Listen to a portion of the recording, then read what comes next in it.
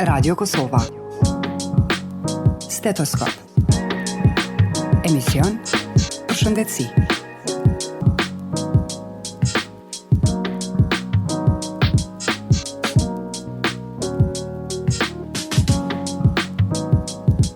Astma bronkiale është një smundje kronike inflamatore e rrugëve të frymarrjes që shkakton sulme të kollitjes, gulqimit, frymëzënies dhe shtëngimit të gjoksit. Alergjitë janë shpesh të lidhura me astmën dhe mund të përkeqësojnë simptomat. Shumë individë që kanë të dyja, astmë dhe alergji, janë më të predispozuar për të pasur sulme më të shpeshta dhe më të rënda. Astma është një nga smundjet kronike më të zakonshme në mbar botën. Në fëmijëri është smundje më shpesh kronike. Astma karakterizohet me sulme të përsëritura të vështirësisë në frymarrje dhe fishkëllimës, të cilat ndryshojnë nga personi në person si në ashpërsi edhe në frekuencë. Tek individët e smurë, simptomat mund të shfaqen disa herë në ditë apo javë dhe tek disa njerëz ato mund të përkeqësohen gjatë aktivitetit fizik ose gjatë natës. Simptomat e astmës përfshin kollën, gulqimin, frymëzënien e shkurtër dhe shtërngimin në gjoks. Shkaktarët mund të përfshin alergjitë, ajrin e ftoftë, ndotjen, ushtrimin ose infeksionet virale. Kur një individ ka një sulm astme dhe rrugët e frymarrjes ngushtohen dhe bëhet e vështirë për të marrë frymë. Sulmet mund të jenë të lehta ose të rënda dhe mund të zgjasin nga disa minuta deri në disa orë. Faktorët e rrezikut përfshin historinë familjare, ekspozimin ndaj alergjenëve, ndotjes dhe duhanit. Shmangja e këtyre faktorëve mund të ndihmojnë në kontrollimin e simptomave dhe parandalimin e sulmeve të astmës. Pra tema e emisionit të sotëm do të jetë astma, për çka do të bisedojmë me doktor Skënder Bacën, pulmolog. Doktor Skënder Baca, mirë se erdhën në emisionin Stetoskop. Mirë se u gjej. Kënaqësi. Pra dëgjuat temën, kemi të bëjmë me një smundje që është mjaft të shpeshtë dhe për fat keq edhe e rëndë. Mund të na thoni për fillim disa informacione se çfarë smundje është astma dhe si manifestohet ajo. Domethënë astma është një smundje, më mirë me thonë një çrregullim patofiziologjik, ku vjen deri te ngushtimi i bronkeve ose populli jonë që i quhen damarët e frymës. Do të thotë edhe në gjuhën shqipe shumë mirë dallohet, të moshuarit thonë a ka qenë smut prej mushkrive apo prej frymës. Do të thotë ne kemi të bëjmë këtu me një entitet patologjik që është më i lehtë se sa kur preket parenkima mushkërore, do të thotë kur preket mushkëria, sepse bëhet fjalë vetëm për rrugët e frymarrjes, do të thotë për sistemin kanalikular. Natyrisht që edhe kjo e vështirëson ardhjen e oksigjenit në alveole. Mirë po, menaxhimi, trajtmani është shumë më i lehtë se sa kjo pjesa e mushkërisë. Kështu që te astma vjen deri te ngushtimi, domethënë kalueshmëria e ajrit vështirësohet deri te ngushtimi, i cili ngushtim quhet bronkokonstriksion në latinisht, i cili me kohë edhe e lëshon vetvetiu, do të thotë kur e mrin atë kulmin e patologjisë, fillon të relaksohet. Po natyrisht që ne nuk e lëm ashtu që në mënyrë spontane të relaksohet, sepse mund edhe ditë të komplikohet edhe të shkaktojë komplikime deri në vdekje. Mirë po fatmirësisht ajo është shumë e rrallë. Kështu që ky ngushtim i bronkeve don tretman. Sepse aty bëhet fjalë edhe për sekretin që duhet eliminuar, bëhet fjalë edhe për edemën ose shqip, domethënë ajtja e epitelit, domethënë shtresës fillestare të shtresës matnal të bronkut, edhe bronkokonstriksioni ose spazma ose gërçi në shqip. Do të thotë që vjen prej muskulaturës e cila e mbështjell bronkun. Cili janë shkaktarët kryesorë të astmës? Shkaktar ka shumë, po në këtë tregim të themi, luajnë rol edhe shkrepsat. Shkrepsa është diçka që një faktor i cili e shkrep këtë patologjin, edhe ajo nuk është shkaktor i drejt për drejt, në anglisht quhet trigger, siç është për shembull thotë dikush në ajër të ftoftë. Të ftoftit e ngacmon, domethënë, e shkrepat, keqen mandej fillon bën bronkokonstriksioni e këto tip. Shkaktar kryesor janë endogjen, domethënë të brendshëm edhe të jashtëm. Të jashtëm është alergjia, domethënë polenet, gazat e ndryshëm, më shumë organik, po edhe inorganik ndonjëherë lajmëron si shkrepsa. Kurse të brendshmet janë, domethënë, është gjenetika, metabolizmi, kombinohen faktorë të ndryshëm të brendshëm. Mirë po, me kohë është zbuluar që astmën e shkaktojnë edhe disa faktorë tjerë, siç është për shembull që e përmenda ajri i ftohtë. Pastaj vijnë disa barna që janë antiinflamator kundër reumatizmal, zakonisht që përdoren, edhe quhet astma aspirinike, mirë po edhe diklofeni, brufeni, dhe këto mund ta provokojnë. Domethënë ta shkrepin këtë proces. Pastaj është edhe psikogjene. Do të thotë që dikush prej stresit madh fillon të ketë frymëzanie. Edhe ajo është domethënë faktor që duhet me marrë parasysh. Në çfarë moshe zakonisht paraqitet astma? Astma paraqitet zakonisht moshat e hershme, për duke filluar prej moshës 2, 3, 4 vjeçare, këto domethënë të jashtme, ekstrinsike, ku faktori kryesor është domethënë alergjia në ndonjë materie, zakonisht organike. Siç është për shembull pluhni i shtëpisë, pluhni i millit, zbogthit macës, qenit, grunajat, myku. Do të thotë që ka shumë faktorë që e shkaktojnë këtë problem. Ne kemi thonë gjithmonë përpara së ditë pluhni i shtëpisë. Pluhni i shtëpisë si pluhur është inorganik, edhe ai nuk shkakton as alergji.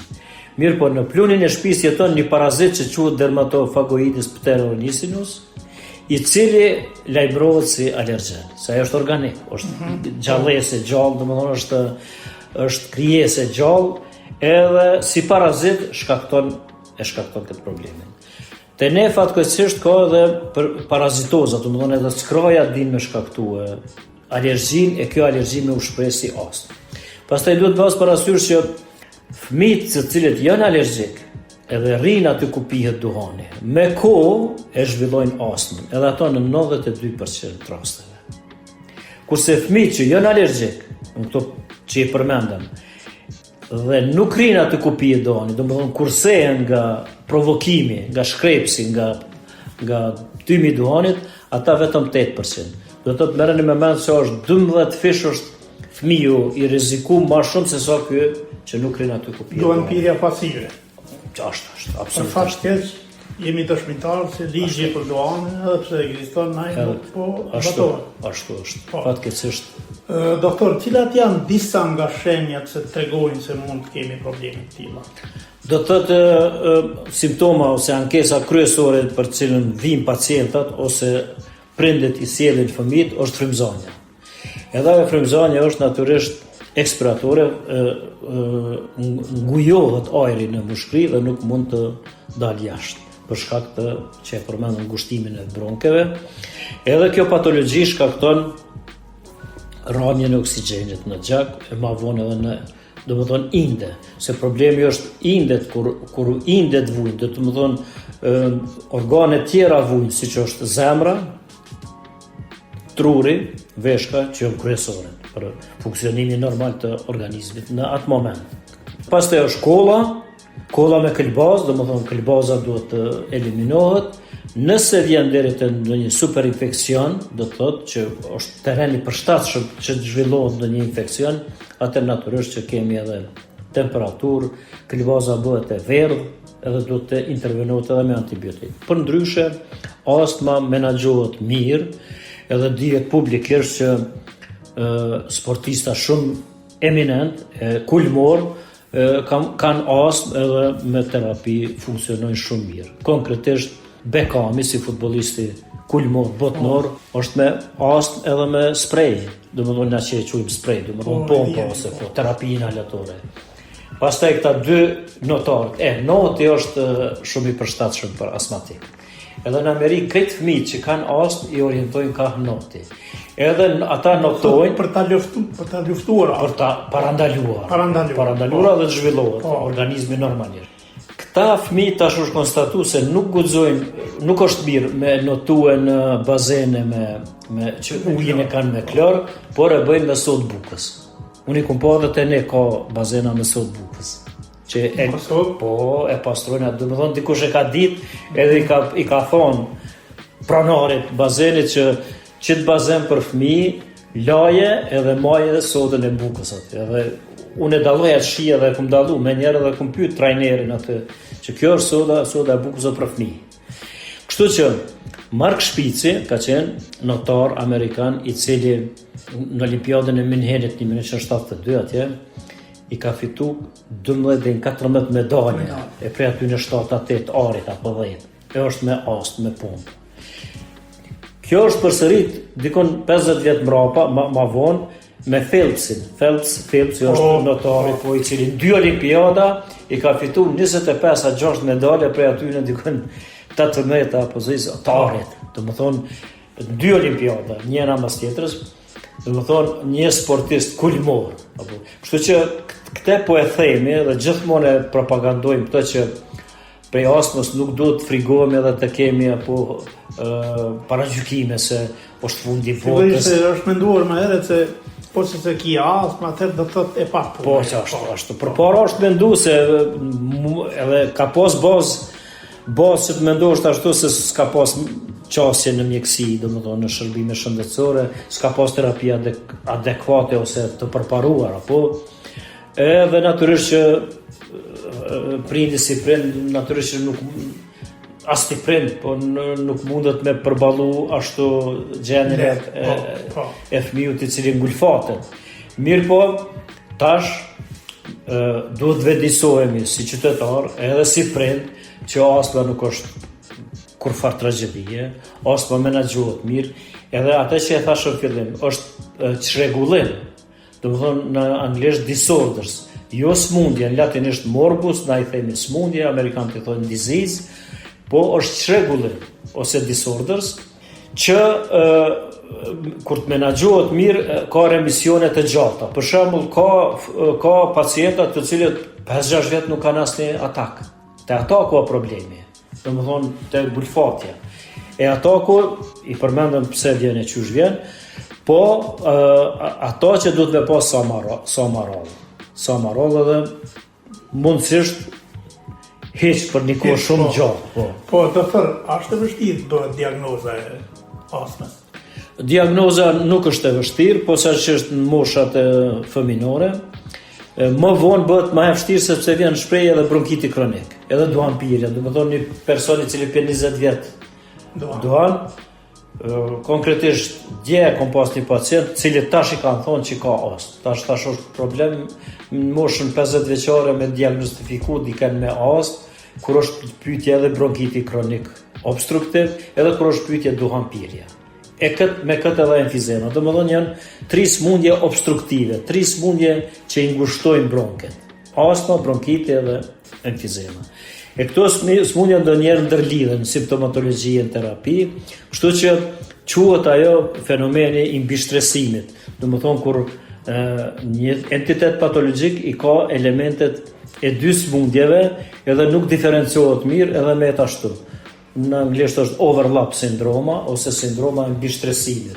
Në shkollë fillore ne kemi mësuar bashkësitë kur kryqëzohen çfarë është. Domethënë përfshihen disa. E vështirëson kjo trajtimi? Kjo nuk e vështirëson trajtimin, po diagnostifikimin po.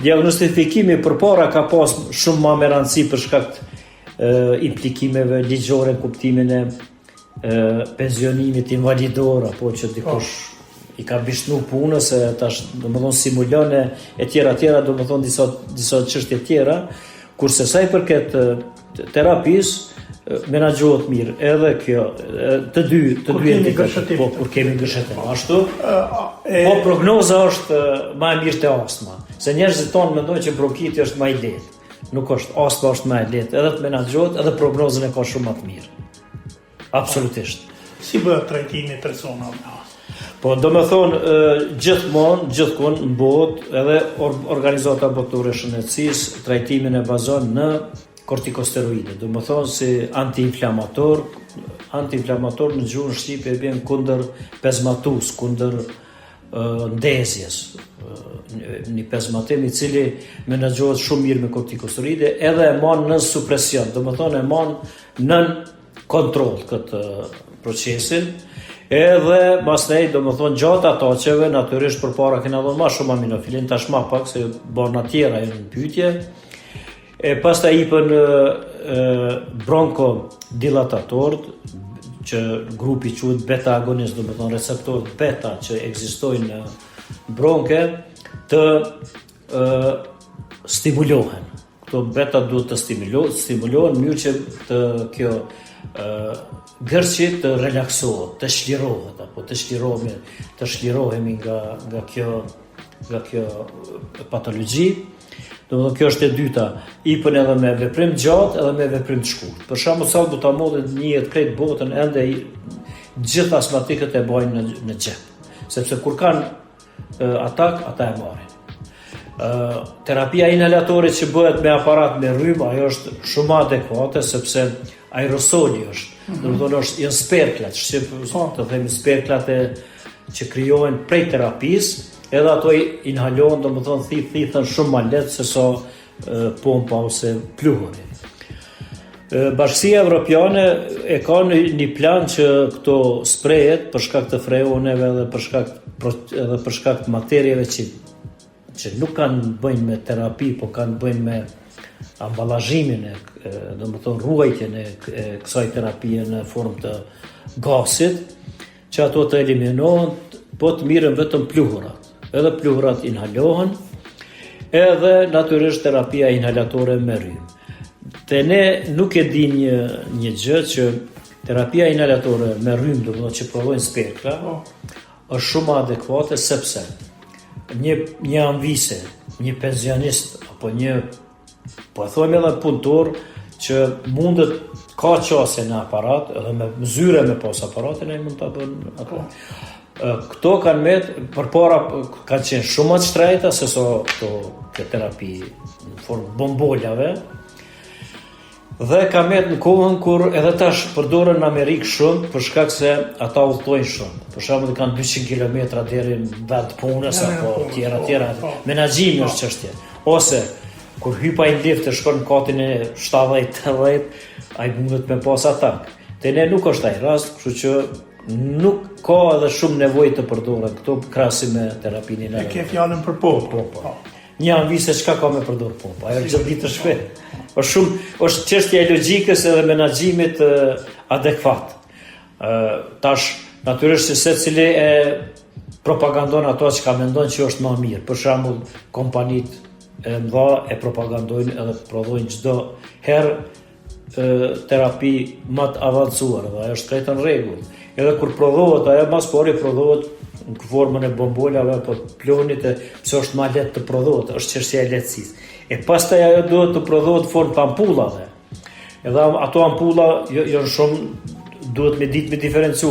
A mund të hipen në muskuj, a mund të hipen intravenoz, apo mund të hipen edhe në formë të inhalimit. Do thotë është çështje e teknologjisë, tash kalojmë në teknologjia, po do të thonë teknologjia duhet më shku në drejtim të lehtësimit marrjes terapisë. Thjeshtësimit. Po thjeshtësimit ç'është.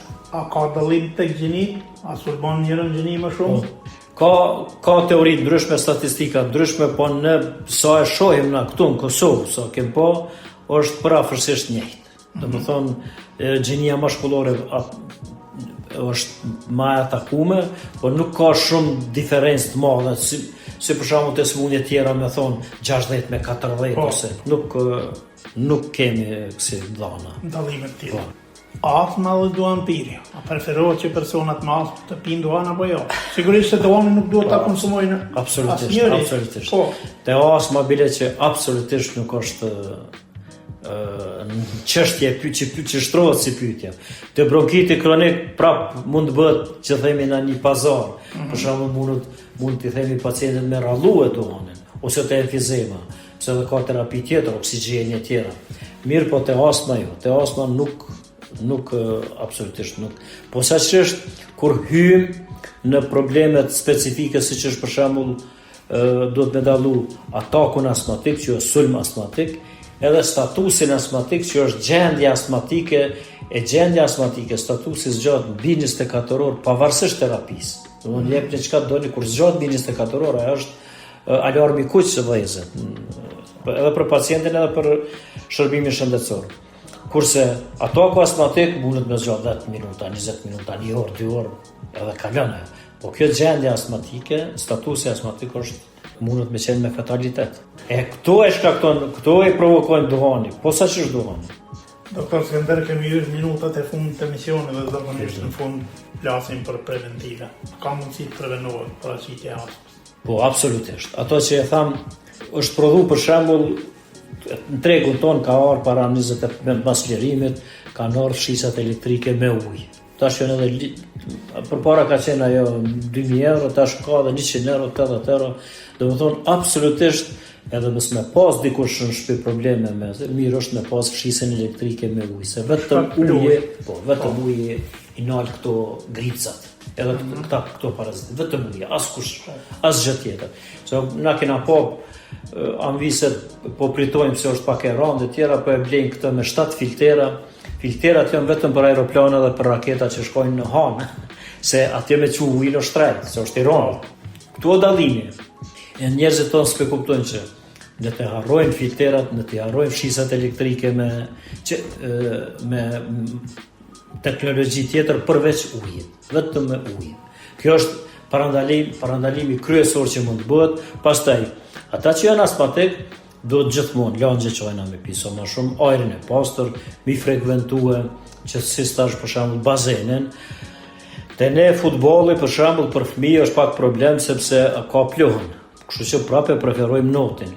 Qëndrimi në ajër të pastër kurdo që munden me shku për shembull. Prevalla është vend klimaterik ku kryqëzohet ajri nga deti dhe nga malet, domethënë kontinentale dhe detare, edhe është shumë vend i përshtatshëm për astmatik. Natyrisht deti është zgjedhja e parë. Deti dhe vetëm deti është që preferohet apo të frekuentohet sa më shumë nga astmatikët. E pastaj natyrisht që terapia gjithmonë duhet të mirët me vete, që të prevenohet sulmi, që thash remisioni, domethënë përmirësimi mundet me qenë me muje me vite pa probleme.